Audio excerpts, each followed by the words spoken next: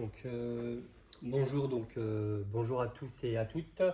Suite de la précédente capsule vidéo. Donc, petit rappel, dans la précédente capsule vidéo, nous avons appris à repérer. Deux couples. Donc à chaque fois il y en a deux pour une équation de réaction. Il est toujours possible d'identifier deux couples acide-base. Donc nous avons appris à repérer deux couples acide-base et surtout aussi on a appris à les écrire de manière conventionnelle, avec l'acide à gauche. Alors dans cette nouvelle capsule vidéo, on va s'intéresser à un autre concept, le concept de demi-équation. Donc le concept de demi-équation associé à une transformation acide-base. Ce qu'il y a au tableau, c'est une équation. Donc là, c'est plutôt demi-équation. Alors, comment faire pour apprendre à écrire les deux demi-équations? Il y en aura toujours deux, tout comme il y avait deux couples à identifier, toujours deux couples acide-base à identifier pour une seule équation de réaction. Il y a toujours deux couples acide-base à identifier pour une seule équation de réaction. Et bien, il y aura aussi à apprendre à écrire toujours deux demi-équations, associées à une seule transformation acide-base modélisée donc ici par une seule équation de réaction. Quelle est la méthodologie? Alors, on va écrire la première demi-équation associée à la transformation acide-base. En fait, pour chaque couple, il sera possible d'écrire toujours possible d'écrire une demi-équation. Alors pour le couple numéro 1, par exemple, le couple de l'acide propanoïque, alors on remarque alors le point de départ, c'est très important. Le point de départ pour écrire une demi-équation, pour apprendre à écrire une demi-équation donc électronique, le point de départ, c'est l'équation de réaction. Alors, on remarque que l'acide propanoïque, pour le couple numéro 1, étant donné que cette espèce chimique est placée à gauche du signe égal, nous pouvons dire qu'il s'agit d'un réactif. D'accord? C'est la définition même de réactif. Un réactif, dans une équation de réaction, est toujours placé à gauche, tandis qu'un produit de réaction est toujours placé à droite. C'est une convention. Eh bien, il va falloir respecter cette convention lors de l'écriture des demi-équations. Donc, l'acide propanoïque, étant donné qu'il est à gauche, on va le placer aussi à gauche.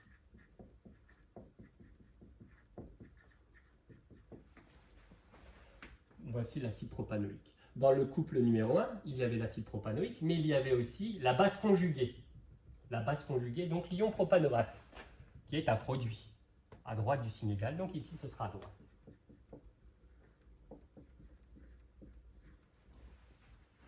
Alors, lors de l'écriture, c'est très important, lors de l'écriture d'une équation de réaction, il y a une double conservation à chaque fois à vérifier, qui doit être vérifiée. Il doit y avoir la conservation des éléments chimiques. Par exemple, s'il y a 3 atomes de carbone, enfin 4 plutôt, là on constate que parmi les réactifs, ici on constate que parmi les réactifs, au total, il y a 4 atomes de carbone. Alors, si on fait la comptabilité totale des atomes de carbone à droite du signe égal, il doit y avoir aussi au total, donc je dis combien? 4, oui c'est bien ça, il y en a bien 4. Donc il y a bien la conservation des éléments chimiques. Donc de manière générale, lors de l'écriture d'une équation de réaction, il doit y avoir la conservation des éléments chimiques, vous pouvez le vérifier pour les autres éléments chimiques, mais aussi il doit y avoir la conservation de la charge électrique globale. Là on constate dans cette équation de réaction que globalement, si on fait le bilan global des réactifs, il n'y a pas de charge électrique. Il n'y a aucune charge électrique. Eh bien, ça doit être la même chose. Si on fait la comptabilité générale des charges électriques, ça doit être la même chose au niveau des produits. Et c'est le cas, bien évidemment, il y a une charge moins et une charge plus qui s'annulent. Eh bien, va falloir respecter cette idée aussi lors de l'écriture d'une demi-équation de réaction. Il va falloir qu'il y ait la conservation des éléments chimiques, mais aussi la conservation en charge électrique globale. Donc là, on remarque qu'il y a un atome d'hydrogène en plus. Donc ici, il va falloir ajouter un atome d'hydrogène.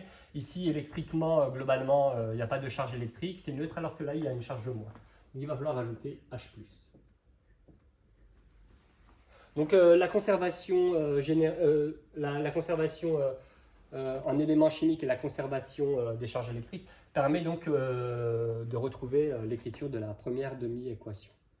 Mais il était aussi possible de retrouver l'écriture de cette demi-équation en se rappelant de l'histoire finalement, parce que l'acide propanoïque, il a perdu un H+, qu'on retrouve ici, effectivement. Il a libéré un H+. L'acide propanoïque a libéré un H+, pour devenir ion propanoate. Voyons voir au niveau du couple numéro 2. Écrivons la demi-équation. Associée au couple 2, donc, et aussi associée à cette transformation acide-base. Le point de départ, nous l'avons dit de manière assez claire, le point de départ pour écrire la demi-équation, la deuxième, le point de départ, c'est l'équation de réaction. Que remarque-t-on?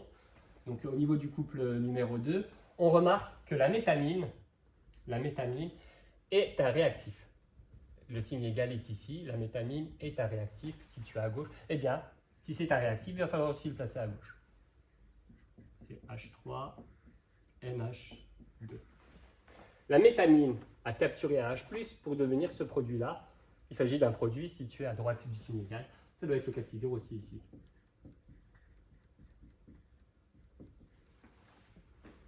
Il n'y a pas la conservation en éléments chimiques dans cette deuxième demi-équation. Il n'y a pas non plus la conservation en charge électrique globale. On remarque en fait qu'il faudrait rajouter ici un H+.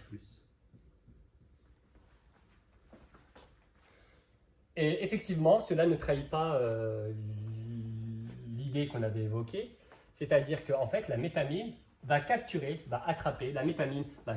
un H+, pour devenir donc ce produit-là. Donc voici les deux demi-équations associées à l'équation de réaction, modélisant la transformation acide-base. Que se passe-t-il, et ça doit toujours être le cas, que se passe-t-il lorsqu'on additionne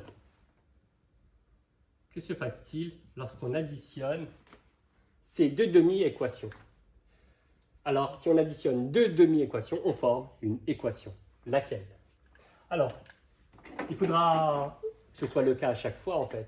Lors de l'écriture des deux demi-équations associées à une transformation acide-base, à chaque fois, il sera possible de remarquer que dans une des deux demi-équations, l'ion H+ est à droite, tandis que dans la deuxième, l'ion H+ est à gauche. Donc, lorsqu'on va additionner ces deux demi-équations, ces ions H+ vont s'annuler. Il reste quoi du coup? Qu'y a-t-il au total à gauche du signe égal? Au total, il y a l'acide propanoïque et la métamine. Et qu'y a-t-il en produit, donc à droite du signe égal? L'ion propanoate. Et donc, le deuxième produit, c'est H3, NH3+. Que remarque-t-on? Et ce n'est pas une coïncidence, ce n'est pas fortuit. On remarque en additionnant ces deux demi-équations, on reforme l'équation. Ça doit toujours être le cas, en additionnant deux demi-équations, on reforme l'équation de réaction associée à la transformation acide-base. C'est tout ce qui était à dire concernant donc, la notion de demi-équation acide-base dans cette capsule vidéo. Je termine ainsi. Et donc, je vous retrouve dans d'autres capsules vidéo pour évoquer la suite. Je vous remercie de m'avoir suivi et donc à une prochaine fois. Au revoir.